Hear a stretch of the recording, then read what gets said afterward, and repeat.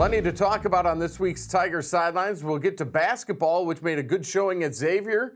We'll talk about that in a little bit. You're watching Tiger Sidelines. That's Dave Matter and Gabe DeArmond. I'm Bo Bayman. But we start with football. The Tigers dropped their third in a row, a 27-0 loss at Georgia. The loss, maybe not that surprising because Georgia's now ranked number 4 in the country. But still, the offense is just MIA on this Tiger football team. Absolutely. I mean, this loss shouldn't really upset people that much. This was always going to be the hardest game of the year. But I think you still would like to see the team play better, have a pulse on offense. I thought they had a decent plan considering they had to go with Taylor Powell, didn't have Jonathan Johnson out there. They just tried to go as conservative as possible, but that doesn't even work for this team because that would require us running the ball, and they can't. It requires a short passing game, and that didn't work either. So credit the defense for not allowing it to be a blowout, but Missouri was just too shorthanded across the board in that one. Yeah, the offense really gets nothing going. The Tigers fall to 5-4 on the year after being 5-1. They're 2-3 in the SEC. And Gabe, the running game is just baffling. I mean, they can't get anything going. Yeah, I mean, but like Dave said, they don't do anything well. Right. Yeah. I mean, so what do you lean on? You can't lean on anything. And I've been looking at a lot of numbers this week, and I think the biggest problem is they can't run because they can't throw. Yeah. I mean, they've only attempted 27 passes, 20 yards or more downfield. They've only completed 10 of them. So no defense goes into this game, a game against Missouri, worried about the passing game. So they just put everybody up at the line of scrimmage, double Albert O, and Missouri has no answers. And to that point, Gabe, they had a shot down the field for a long touchdown, couldn't complete it. And the biggest, we're kind of splitting hairs here, but if I pick a position on the offense that's hurt them the most, it's the wide receiving core. I mean, it has not been good. And you saw guys, and look, I understand Georgia has better players, but Lawrence Cager and the Pickens kids, they were out there making plays. Yeah. They were helping Jake Fromm when Jake Fromm, frankly, wasn't great. Nobody helps Missouri's quarterbacks. I mean, they don't.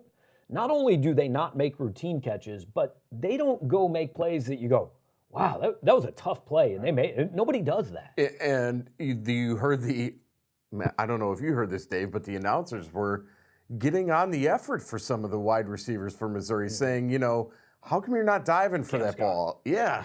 I mean, how come you're not going after and giving more effort? And that's a big thing when the announcers pick that up. I give Taylor Powell credit. I asked him this week, I said, man, if you complete that pass to Cam Scott, does it change things? He goes, man, that's all on me. I got to put a better ball out there. And I said, I wanted to say, no, it's not on you. It wasn't perfect, but it was good enough. It was right there. I mean, you got to leave your feet, Cam. Yeah. He didn't have problem showing some effort 2 plays later when he's throwing punches and shoving guys. And they pointed that out as well. But as far as the offense, and before we switch to the defense, which is the better side of the ball, I don't know how they turn it around. I mean, they got Florida this week, they got Tennessee, then they got a terrible Arkansas team.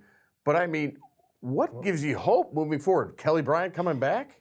I don't know. He wasn't any good against Vandy. Right. I mean, I'll give him the injury against Kentucky. Right. But he was terrible against Vanderbilt. So really, the way this team has to win games the last 3 weeks is to hand the ball to Larry Roundtree 28 times. Mm-hmm. And just hope to win 14-10, or hope Roundtree breaks one. Hope you get a punt return or a special turnover or something like that, and win games 14-10. And what I didn't like about the plan at Georgia is, they were short passes and conservative, but they weren't going out there saying, let's limit Georgia to 8 possessions in this game. That's what they have to do. They have to try to hold the ball for 38 minutes, never give the other offense the ball. And frankly, that game was over on Georgia's first drive. Georgia scored 7-0, and that game was over. Yeah, and it felt like it. And then the big interception by Powell on the one sustained drive you had, and it goes back almost pick 6. Right. That was really, if you want to talk about the nail in the coffin, that was it. Yeah, he forced that one there. I mean, I give Derek Dooley credit. They tried to get Albert O involved. They targeted him 9 times in the game. I think he only caught 4. But they went to where everybody's been saying they need to go, and still that's not enough. Powell just didn't look like he was, the guy that you need on that stage. Now, Connor Bazelak looked pretty good, but it was one drive. It's late in the game. He did get him in the red zone and got him 2 yards out. Are you okay with the decision to not kick that field goal there and try for the touchdown? We talked about that in the pre-show meeting that you skipped. Sorry. I respect the Yeah, I think idea it's a that good decision. I would have been fine with get 3, but like you're just trying it to say? avoid the 0. I respect the idea that hey, we're I trying to agree. actually score. Yeah, absolutely. And I was going to bring up Connor. I mean, the one tweet that I saw from you, Dave, was this isn't the JV Georgia defense out there. Right. There were some starters still out there. Yeah, he Now, moved against them. do they care as much as they did in the Right. first half? No, but he wasn't going against a bunch of walk-ons. So I just think he looked a lot better. He did enough to me that if either Bryant can't go or a game gets out of hand, he's the guy you put on the field. I would think so. Because at this point, you know you're not winning good SEC games with Taylor Powell at quarterback. You don't know that yet about Bazelak. Was this the first time Bazelak played? Played against SEMO. He played in That's what I one thought. game through a couple passes. So if they want to redshirt him, he'd have to miss one of these final Right. 3, right? Can't play them all. So you assume don't play him. I mean, if Bryant can't go this week, which I guess he's going to go, but we'll find out. But if he can't go this week, I'd start Bazelak against Florida and then plan to sit him one of these last 2 and because if you waste that year, if you play him in all 3, that is coaching malpractice right there. Yeah, no doubt about it. All right, let's switch to the defense, which for the second game in a row was holding in there, That's waiting. the third game in a row. Yeah, really, for the offense to do something. Hey, we're doing our best, we're digging in, and it just didn't come from the offense. But defensively, they played well, and maybe their play earlier in the year where they're scoring all these touchdowns Right. masked a lot. Yeah, I thought so. I mean, even at the time, I wondered a little bit. I'm like, man, is this offense just kind of hoping that Cale Garrett picks off a pass and returns it for a touchdown? Because they kind of had that look sometimes. But the other night, I thought that's about as respectable as you can play, on that stage when you know you're getting 0 from your offense.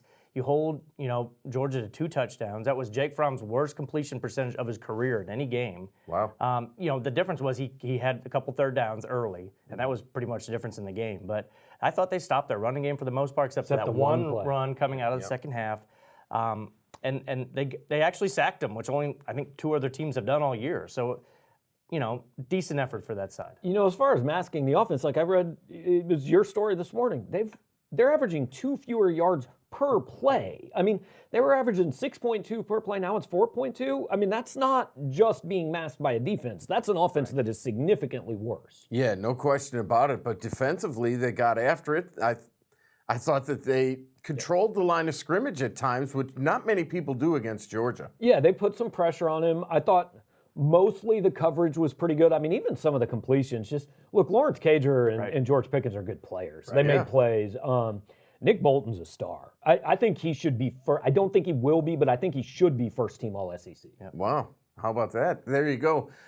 Defensively, they got to just keep playing. I mean, that's all you can say. And you gotta get gotta some score. turnovers. You got to get some turnovers, and you got to score if you want to. They're getting stops. They're getting in the backfield. Jordan Elliott, I thought, really stood out in that game too. Tyree Gillespie made some big plays. Up the middle, they're pretty good. Still not getting a whole lot from the defensive ends, but that side you can't put any fault on them at this point. They're also pretty good against quarterbacks. It's not a real threat he's going to take off yeah. and go anywhere. Kyle Trask is a little different this weekend. I mean, he's not Lynn Bowden, but he can move. All right, so how does Barry Odom pull this team out of this tailspin? He says he knows. He says he knows. He knows what buttons to push. It's easy to say. I don't know. We'll see if he does. Yeah, the concerning thing to me, and you don't put a lot of stock in what people say after, because when they lose, people get mad about what they say. But every game is just, we got time.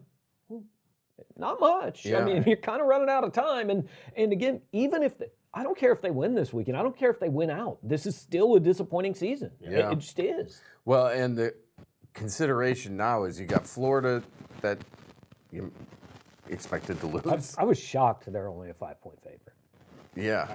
It's bounced around up to 8 and then it's back down to 6. Yeah, it's moving around a little. You expected to lose that game. Tennessee's playing way better than they did earlier in the year. And then you got Arkansas, who, as we all know, is a train wreck. But it's away from home. And you got to get one of those 3. I mean, to get 6. You ought to get 2. I mean, you better get 2. And if you don't get 2, is then he on the hot seat? I think you have a big decision to make. Yeah. I mean, that's a major step backwards from 8-5 last year when that team Last year, they had some close wins, they had some close losses. They were an 8-5 team. Man, they should have been better this year. And the concerning part is, other than the quarterback, they brought most of the stuff back from that offense. I mean, Demarai Crockett didn't play the last 4 games, really. Right. Emmanuel Hall only played half the season. I know what a big difference he made, but most of those people, I have a hard time believing Paul Adams was the key to Missouri being good on offense last year. Well, and then the other question that fans have is, where does this team go next year? And somebody asked me, like, if they keep him at 6-6-ish, what's the message to the fan base? And I mean, I guess it's just, we think we're going to get better and we need your help to get better, but there's people that are giving up. There's people that don't care. Yeah, no question about it. Around the SEC this past week, the big one, obviously, LSU goes into Tuscaloosa and beats Alabama. LSU looks every bit as number one. And if we saw LSU Ohio State in the championship, I don't think anybody would be disappointed. I mean, that would be the one time fun. where, go back to the BCS, 1 versus 2, this would be okay. But a lot can still happen. But, yeah, those teams look a cut above everybody else. Were you surprised that LSU, I know it was closer toward the end, but won so handily? I thought LSU was the better team going in, but you just can't pick against Alabama in Tuscaloosa until somebody goes and does it. But, I mean, coming into this year, I thought, what's all the Joe Burrow hype? I'm not sure I get it. I get it now. Yeah. And Clyde Edwards-Helaire was amazing. I mean, they were clearly the better football team in that game, and I think clearly the best team in the country. The team that comes into Faurot Field this week, Florida, did what Missouri wanted to do at Vanderbilt by getting a lead and then really adding to it, and they crushed the Commodores. They come in here riding a lot of confidence even after that Georgia loss. Yeah, and they're not happy about. I was watching Dan Mullen's press conference. A lot of questions about how upset this team is still about losing a couple in a row to Missouri. I don't think they're thrilled about an 11 a.m. kickoff at a place that has covered in snow right now. What's out there for this team still? I mean, can they still win the East if Georgia just flops, loses to Auburn? I guess mathematically, they'd also have to lose to A&M. Right. So they could. I guess. But they can still get a 10-win season. They can still play a New Year's Six Bowl. So there's still a lot out there for this team. And it wouldn't surprise anybody if they win out. Yeah, no question. A couple of other things. We saw South Carolina and Arkansas lose to non-Power 5 teams at home. The South Carolina loss isn't really unexpected. Appalachian State, I thought, would probably win that game. It's a good team, but losing that game at home, I mean, Will Muschamp's got to be feeling heat, I would think, at South Carolina. And Arkansas, look, you were talking about it earlier. Missouri loses to Arkansas, all right, the next day you got to fire everybody. You can't lose that game. Yeah, no doubt about it. They've fired their coach now. And then the one I skipped over, Tennessee did win at Kentucky, and we mentioned it earlier. The Vols are playing better. They really are. I mean, I think most of us have thought for a couple of years, Jeremy Pruitt, this is kind of a clown show, but he obviously, look, he's got them playing well. He's got them believing. I mean, they've won, 3 or 4, something like that? And they're mixing up different quarterbacks. Their defense is playing better. It's hard to come out of an awful start like that. I mean, we've seen it before. Yeah. Odom did it a couple of years ago, but they're winning and beating okay teams. Right, they're doing it against teams that are theoretically people think are better than they are. Absolutely. All right, let's take a break. When we come back, we will check the tweet machine. Your tweets are next, right here on Tiger Sidelines on MC22.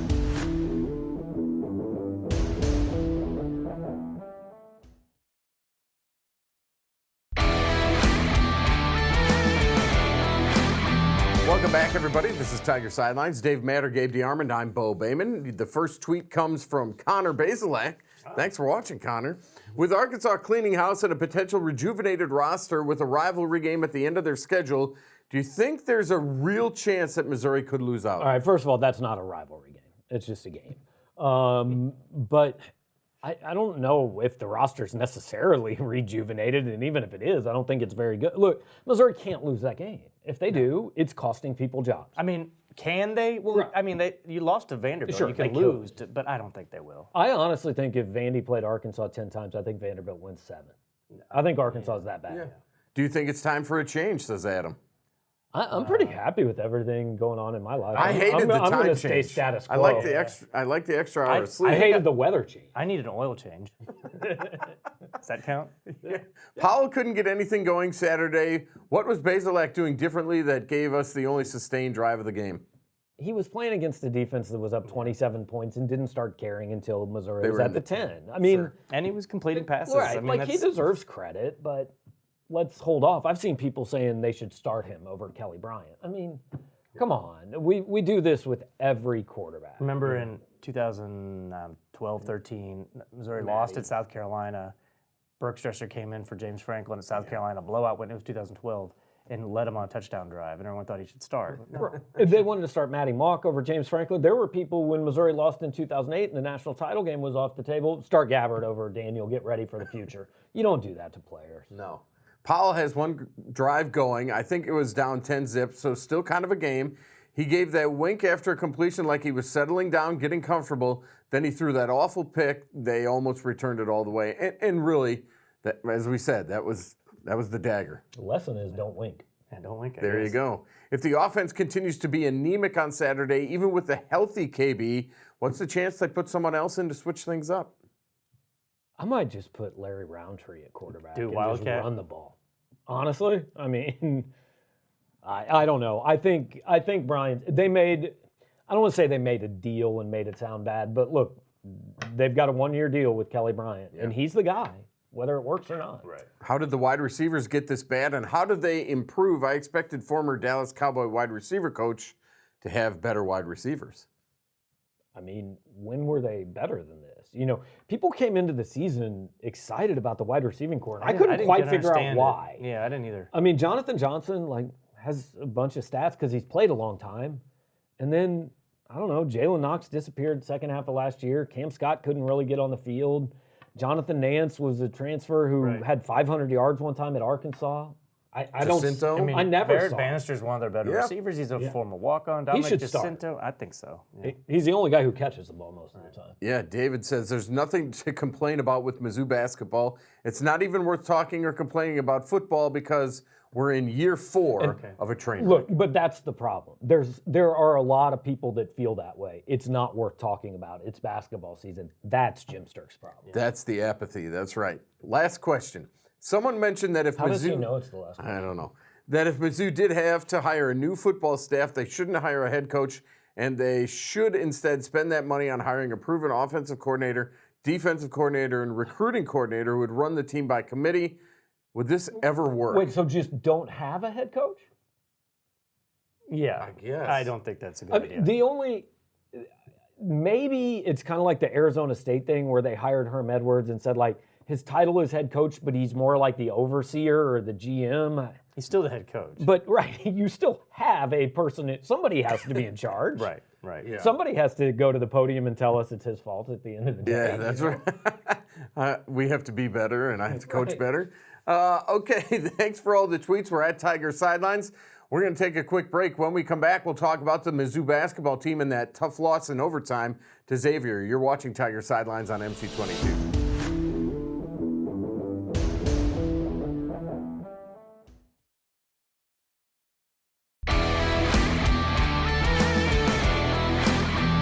Welcome back to Tiger Sidelines, everybody. Dave Matter, Gabe DeArmond, Bo Bayman here. Time to talk a little Mizzou hoops. The Tigers beat Incarnate Word and then followed that up with a nice win against Northern Kentucky.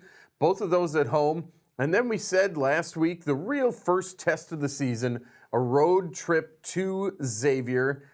Xavier ranked 19-21, somewhere in that area. And the Tigers fall behind big time early. Make a comeback, take a lead in the second half, have the lead, give up a wild three-pointer, a long three-pointer, and then fall in overtime by 5.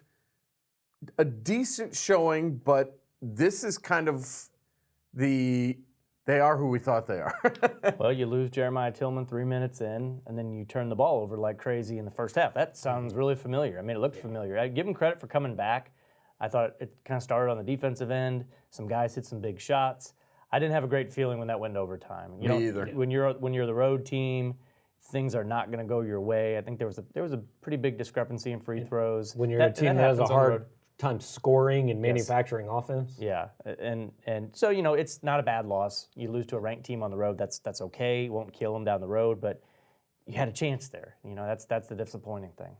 I didn't think the defense was that bad up 3 with under 30 seconds. I mean, that's a long three-pointer. I mean, the hardest thing to do as an observer of one team is to just say the other team made some plays. Right. Yeah. Like Xavier is the better team. They're the more experienced team. They were at home. They made a lot of plays. They scored, I think, on their last 5 possessions. Now, you can also say, well, that's what Conzo Martin's teams are supposed to hang their hat on, and the defense disappeared a little bit, but Xavier deserves some credit.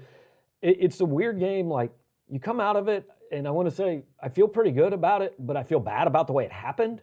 Yeah. But the one thing that's concerning to me is the 8th time in 2 years and 3 games that Conzo Martin has blown a lead with 3 minutes left to go. Wow. And some of those leads have been big. I mean, I don't know if it's a problem yet. Winning is hard. It's a process, all that. But if they're doing this still in February, you've got to go, what happens to either him or his players late in games?